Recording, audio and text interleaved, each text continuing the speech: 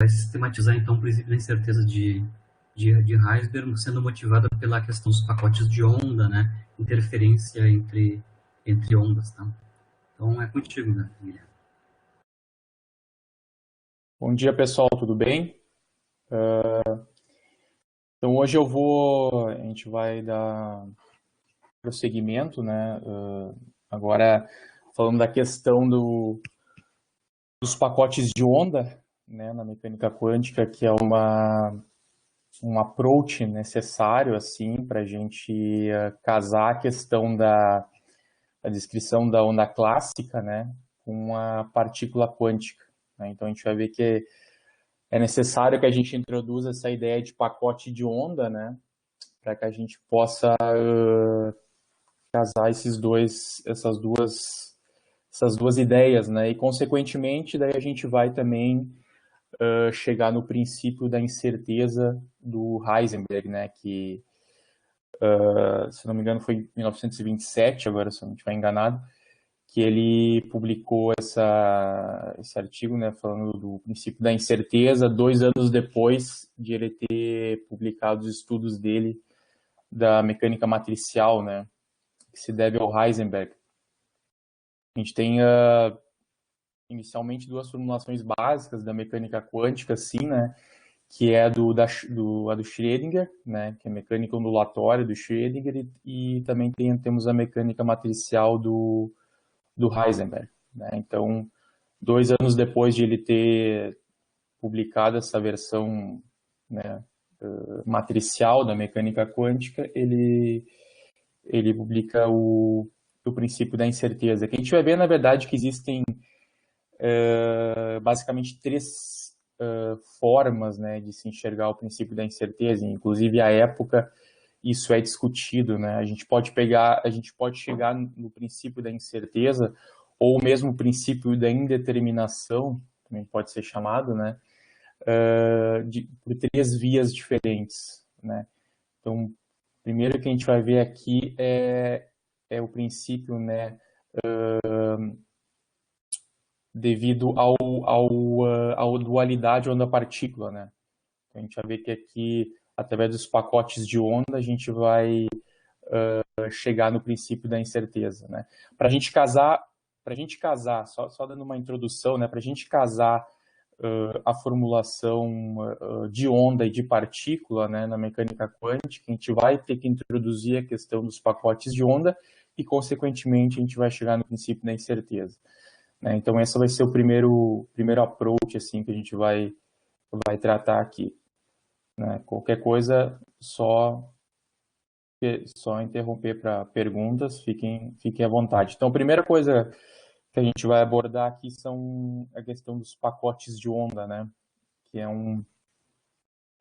que é necessário a gente introduzir para, né, tornar viável essa descrição de onda-partícula da matéria, né? Então, vamos pegar aqui uma onda, só pegar o meu lapisinho aqui. Então, pensar aqui numa onda monocromática unidimensional, tá? Dada por psi em função de xt, né? Aqui uma onda plana, né? Monocromática unidimensional. Claro que o que é uma onda plana? Na verdade, uma onda plana fica mais fácil de a gente visualizar em 3D, né? Uma onda plana, então ela tem em XY, ela forma planos assim, a onda se propaga na direção Z, né? Transversalmente ao plano de ondas, né? É mais fácil a gente visualizar de forma tridimensional e unidimensional fica um pouco menos intuitivo, né? Mas a gente pode pensar assim que a onda está se propagando na direção X, né, enquanto ela oscila na direção transversal, né? Se a gente for pensar numa onda, numa corda, né? Mas em 3D sempre fica mais fácil de a gente pensar. A onda plana é a forma mais simples de onda que nós temos, né? Então as quantidades associadas, né, a uma onda plana, né, são duas quantidades principais, né, que é o K, o número de onda, né, é dado por 2π sobre o comprimento de onda, né, né? Em 3D, né, se a gente estivesse falando de uma onda 3D, esse K seria o vetor de onda, né? Aqui, como nós estamos falando só de uma onda unidimensional, a gente fala só em número de onda, né? E também nós temos o ômega, né, que é a frequência angular, está relacionado com o Mi, que é a frequência da onda em Hertz, né, através dessa relação aqui, né? Ômega é igual a 2π. Então, como eu já disse, né, então a onda plana, ela é, pensando em 3D, né, ela forma planos no plano XY, né, e se propaga transversalmente, né. Então, isso é só uma visualização, né, para vocês terem mais ou menos uma visualização do que é uma onda plana, né. Bom, a onda plana, né, ela é caracterizada por uma velocidade, né, chamada velocidade de fase. É aquela velocidade que a gente está habituado a calcular, né, V igual a lambda F, que a gente calcula lá em física 4, eu acho, né? Física 2, na verdade. Mas a gente pode fazer uma determinação dessa velocidade de fase, né? Vou colocar um pouco aqui para baixo. Aqui nós temos uma onda plana, né? A gente pode determinar essa velocidade de fase, que é a velocidade com que a onda está se propagando aqui, né? A gente pode ver aqui VF, né? Isso aqui é um F. A gente pode fixar um ponto qualquer da onda, vamos pegar o máximo, por exemplo, o máximo aqui, vamos fixar esse máximo, né? E ver como ele varia em função do tempo, né? Bom, fixar um ponto, né, específico da onda significa que eu vou fixar a fase, né? A fase é relativa a cada aqui, eu estou minha fase aqui, por exemplo, é π sobre 2, né? Aqui a fase é π, 3π sobre 2. Então eu vou fixar a fase, né? E que é equivalente a fixar um ponto e ver como esse ponto ele varia em função do tempo, tá? A fase de uma onda, ela nada mais é do que o argumento do seno aqui, né? Da função trigonométrica. Então, para fixar a fase, eu vou simplesmente fazer com que kx menos ômega-t seja uma constante. Agora, se eu derivar dos dois lados essa expressão aqui, né? Só reescrevendo aqui, eu posso fazer kx igual, né?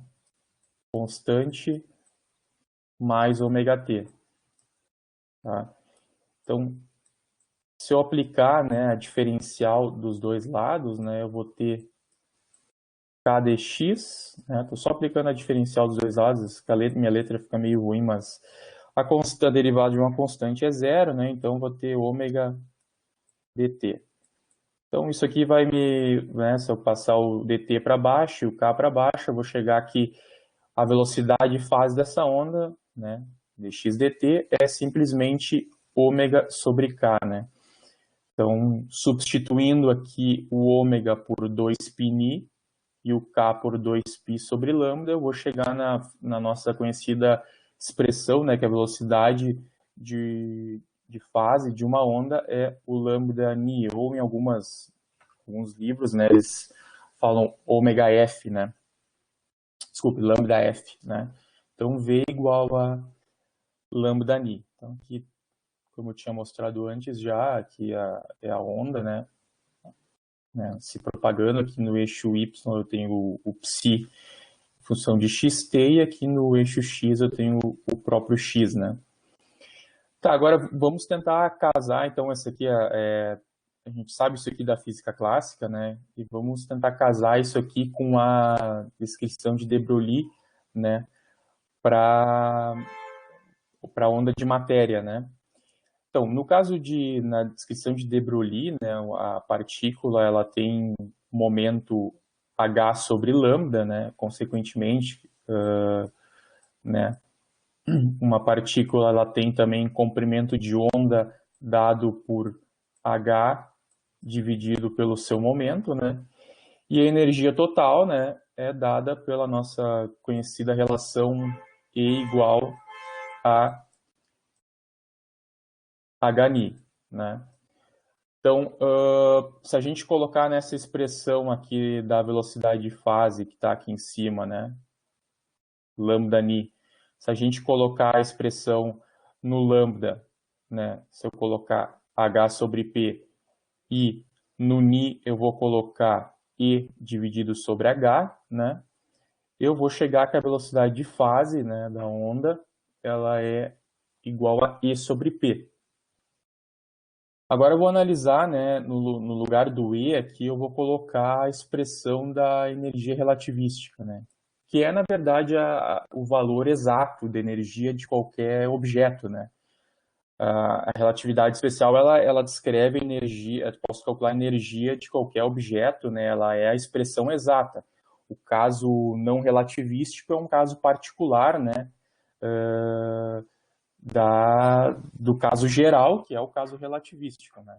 Então, a gente pode, se a gente pegar essa expressão aqui e fizer o limite não relativístico, a gente vai chegar na energia que a gente calcular na física clássica, né? Mas isso aqui a gente tem que testar se isso aqui vai funcionar. A gente tem que testar essa expressão aqui com a expressão da relativística mesmo, né? Não basta só testar com a expressão clássica. Então, se eu colocar aqui no lugar do E, né, o valor da energia relativística, né, então aqui eu só tirei a raiz dos dois lados, né, então aqui eu estou colocando a expressão da energia em cima, né, aqui eu só fatorei o C, né, a gente pode ver que isso aqui, né, vai dar, que a velocidade de fase vai dar um valor maior que C, mas isso viola a relatividade especial, né? Porque um dos postulados da relatividade especial é que uma velocidade do universo é c, que é a velocidade da luz no vácuo, né? Então, isso aqui viola a relatividade especial. Então, a gente não pode simplesmente usar diretamente assim, né? Casar diretamente as expressões da onda clássica com, né, a onda de de Broglie, né. Aqui no caso do fóton, ó, que o fóton ele não tem massa, né, a gente, né, chega que a velocidade de fase é igual a c, não tem problema. Mas para partículas massivas, né, a velocidade de fase vai ser maior que c e isso viola a relatividade especial. Então, tem problema aí, né. Então, o que a gente vai fazer para resolver isso? Ao invés de considerar apenas uma onda, né, apenas uma onda, a gente vai considerar uma superposição de ondas, né? A gente vai somar ondas. E a gente vai ver que a gente vai conseguir resolver esse problema. Então, para obter a relação entre o movimento de partícula e da onda clássica, a gente vai analisar as propriedades de superposição, né? Que é uma propriedade da mecânica quântica. Eu posso somar funções de onda.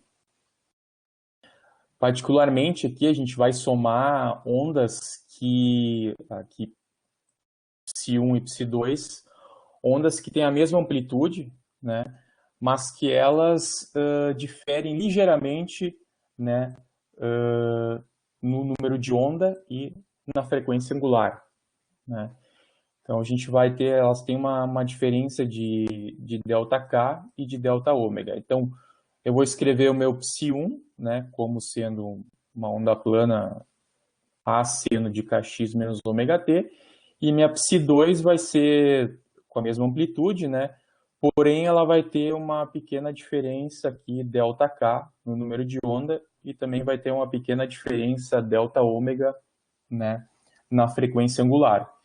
E agora simplesmente eu vou somar, né, Psi1 com Psi2. Então aqui eu vou fazer a superposição de Psi1 com Psi2, né? O A é a mesma amplitude, né? Então eu posso botar ele em evidência. E no final das contas eu vou ter uma soma de senos, né?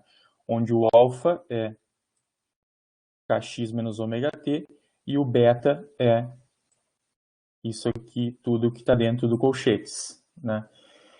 Então, agora a gente pode usar a identidade de soma de senos, né, com argumentos distintos, né? Então, a soma de seno de A mais seno de B, né? Isso aqui é uma identidade trigonométrica, é 2 cosseno de alfa menos beta sobre 2, vezes seno de alfa mais beta sobre 2. Então, se eu colocar aqui, né, usando essa propriedade aqui, eu vou chegar que a minha psi de xt vai ser esta equação aqui, ó. Tá? Então, eu vou ter uma amplitude, um 2A, vai ser minha nova amplitude. Aqui eu vou ter uma cossenoide, né, cujo número de onda agora vai ser ΔK sobre 2, e aí a frequência vai ser delta ômega sobre 2. Aqui eu tenho a minha senoide, né? Tá. Então, agora a gente vai fazer, né, vai analisar o limite, tá, em que esse delta ômega é muito menor que o ômega, tá? Então, esse delta ômega comparado ao ômega é muito pequeno, e o delta K comparado ao K também é muito pequeno, tá? Então, essa expressão aqui de cima, ó, ela pode ser aproximada, né, por essa expressão de baixo aqui, né, nesses dois limites que eu estou considerando. E aí a gente chega nesta onda aqui em cima, né, que eu estou mostrando, né, que na física a gente chama de batimento, né? E também em telecomunicações isso aqui é chamado de AM, né, amplitude modulada. Porque essa linha, onda tracejada que está por fora é chamada de envoltória, né? Ela está modulando a amplitude da onda interna, né, que é chamada de portadora, né? Então isso aqui é amplitude modulada. A gente também tem, só por curiosidade, né, nas telecomunicações tem a FM, né, quando eles variam daí a frequência da onda interna, né?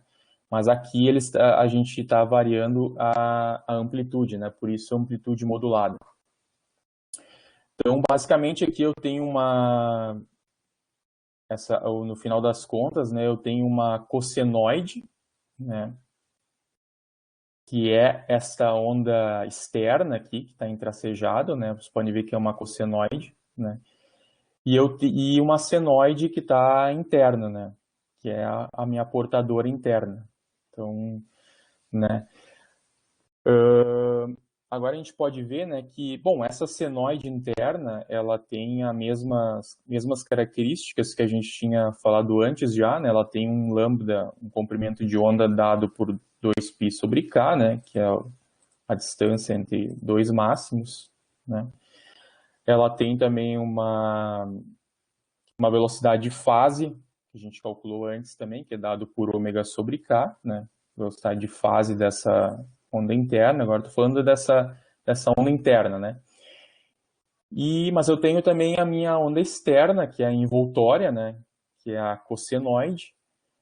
Ela tem, que eu vou chamar de grupo, né? Pensem que isso aqui, na verdade, são grupos, né? Aqui eu tenho um grupo, aqui eu tenho outro grupo.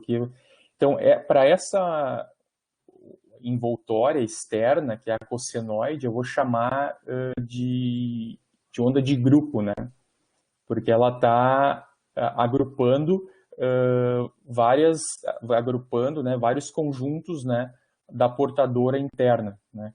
Então, para essa envoltória externa aqui, eu vou associar um comprimento de onda chamado de lambda G, onde G vem de grupo, né? Notem que aqui, né, o comprimento de onda aqui um dos mínimos, né, da envoltória externa, então o comprimento de onda vai até aqui e o mínimo começa aqui de novo. Então esse é o comprimento de onda, né, da envoltória externa, né? O número lembrando, né, a definição de comprimento de onda, né, eu calculo através de 2π dividido pelo número de onda, né? Mas aqui, no caso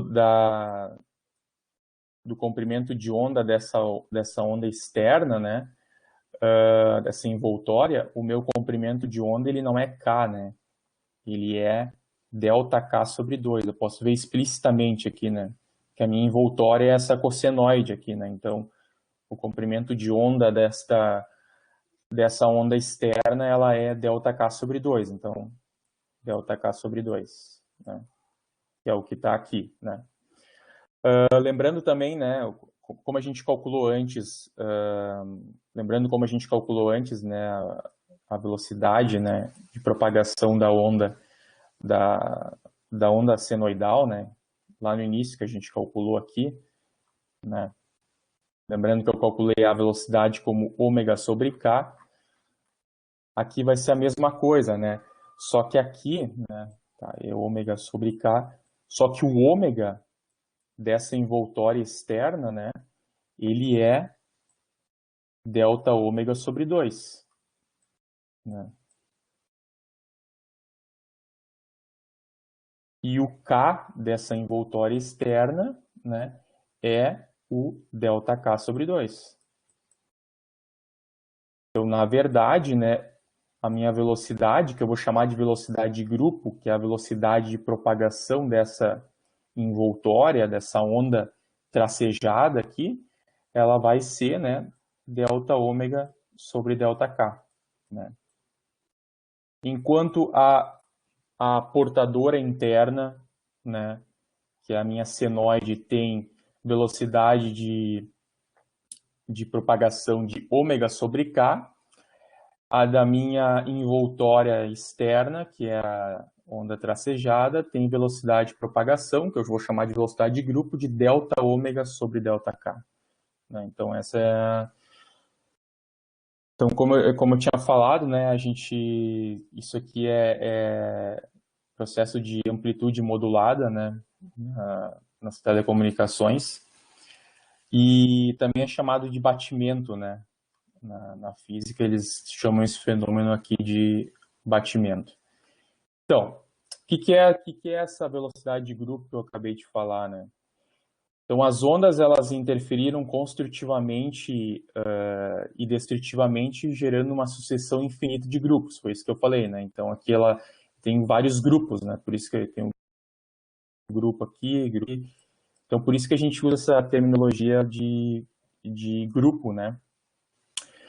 E surge agora um novo deslocamento de onda associado ao grupo de ondas com uma velocidade característica denominada velocidade de grupo, que foi o que a gente calculou aqui, né? A velocidade de grupo é delta ômega dividido por delta k. A velocidade de grupo nada mais é do que a velocidade dessa envoltória externa aqui, né? Da linha tracejada, né? Que é dada por delta ômega sobre delta k, que foi o que a gente acabou de calcular, né? No caso da senoide interna, a velocidade é ômega sobre k, e no caso dessa envoltória externa, né, a velocidade de propagação é delta ômega sobre delta k. Mas no caso geral, né, aqui a gente só somou duas ondas, né? A gente somou psi1 e psi2. Mas no caso geral a gente pode somar infinitas ondas, né? E também a amplitude, né? Aqui a gente considerou a mesma amplitude, né? Os As foram iguais, mas a gente pode fazer com que essa amplitude dependa do K, que é o número de onda, né? Equivalentemente, essa amplitude vai depender do lambda, né? Porque lembrando que lambda é igual a 2π sobre K, né? Então, nesse caso, a gente vai ter que, se a gente quiser fazer uma superposição de várias ondas monocromáticas, né? E ainda com amplitude dependendo do K, a gente vai ter que usar o formalismo da transformada de Fourier, né? Então, para o caso geral da interferência, número infinito de ondas planas, né? Monocromáticas de número de onda K e frequência ômega, deslocadas por uma quantidade infinitesimal de K e de ômega. Então, a gente vai usar a transformada de Fourier, né? Já vai ficar claro mais ou menos como é que vai ser feito isso, né? A gente precisa desse formalismo, né, para calcular uma superposição de ondas planas monocromáticas, né? Uma superposição de infinitas ondas, né? Que é o caso mais geral, né? Então, vamos agora tratar disso, né? Vamos tentar fazer uma superposição infinita de ondas, né? Dessas ondas planas monocromáticas. Primeira coisa que eu vou fazer, eu vou escrever a minha psi, tá, como uma soma de senos e cossenos, né, que é o caso mais geral da onda plana, né. Claro, agora o A depende do K também, né, mas uma onda plana, né, o caso mais geral dela é uma soma de senos e cossenos, né.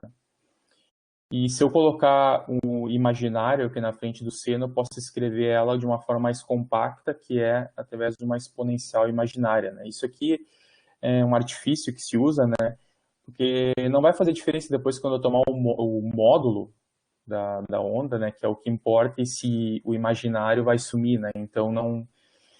E em teoria eletromagnética a gente usa isso, né, para escrever uma onda plana, né, como uma exponencial, né, porque isso aqui lembrando que uma exponencial imaginária, ela pode ser escrita como cosseno, uma exponencial de iθ igual a cosseno de θ mais i seno de θ, né, então se eu coloco esse i aqui na frente, ele permite escrever a onda plana de uma forma mais compacta, né. Então agora a gente vai fazer uma superposição infinita dessa onda plana aqui, né. Então o que a gente vai fazer, né? A gente vai, a minha psi aqui, eu vou fazer, eu vou somar infinitamente, né? Vou fazer uma soma infinita dessa minha onda aqui, né? Vou somar sobre todos os Ks possíveis, né? Onde isso aqui está relacionado com a normalização, e depois a gente vai ver que vem da questão da série de Fourier. Então aqui eu vou somar sobre, estou fazendo uma integral, né, somando sobre todos os valores possíveis de K, ou seja, estou fazendo uma soma de uma superposição infinita, né, dessa minha onda plana monocromática, né. A frequência angular, ela é função de K, né, ela é função do número de onda. Lembrando, né, o que é essa expressão, o que é essa soma infinita aqui de ondas planas monocromáticas? Vamos lembrar o que é transformada de Fourier, né? Transformada de Fourier, né, se eu pego uma função que depende de x, né, e aplico a integral, né, da função que depende de x vezes z na menos ikx, né, isso aqui é a definição de transformada de Fourier, né? Eu vou levar uma variável que está no espaço x para o seu espaço recíproco, que é o espaço de número de onda, né? Então, isso aqui é a definição de uma transformada de Fourier. Analogamente, né, se eu levo uma função que está no espaço K, que está no espaço recíproco K, para o espaço de posição x, eu estou fazendo a transformada inversa de Fourier. Então, o que eu estou fazendo aqui em cima, na verdade, né, é uma transformada inversa de Fourier, né, porque eu estou levando uma função que está no espaço recíproco K para o espaço de posição t, né, x, desculpa. A menos do t, né, desconsiderando o t aqui, eu estou levando uma função que está no espaço recíproco K para o espaço de posição x, né? Então, na prática, aqui eu estou fazendo uma transformada inversa de Fourier, né? Quando eu estou aqui somando, fazendo uma soma dessas ondas planas monocromáticas, né? Uma soma infinita, na prática eu estou fazendo uma transformada inversa de Fourier, né? Isso que quer dizer. Então agora vamos calcular, fazer um cálculo, né, dessa transformada, né? Então essa amplitude AK, né, que está aqui na frente, né, aqui da onda monocromática, ela descreve uma distribuição espectral dessa função de onda, né? Por quê? Porque a AK, né, ela depende do número de onda que também depende do lambda, né? Então, ela tem uma dependência no espectro, né? Uma dependência no número de onda. Então, a gente diz, né, que esse AK ela descreve uma distribuição espectral da nossa função de onda. Então, a gente pode identificar, né, olhando aqui para cima, ó, tá, que o AK nada mais é do que a transformada de Fourier da minha psi-x. Como eu disse antes, a psi-x ela é a transformada inversa da AK, né, porque eu estou indo do K, estou passando do meu espaço K para o espaço X, né? Analogamente, a AK ela é a transformada direta, né, da psi-x, né? Então, pense aqui no lugar do F, eu vou colocar o A aqui, e aqui, Fzinho de X, eu vou colocar meu psi-x, né? Então, eu tô... A AK nada mais é do que a transformada de Fourier da psi-x, né? Então, vamos calcular, vamos fazer para o caso particular, né, em que o t igual a zero, né? Então, vamos fazer para o caso particular em que o t igual a zero, né? Então, aqui vamos colocar t igual a zero aqui, tá? Então, a gente vai poder expressar esse AK como, né, a transformada de Fourier, né? De psi de x para t igual a zero, de e na menos i kx, né?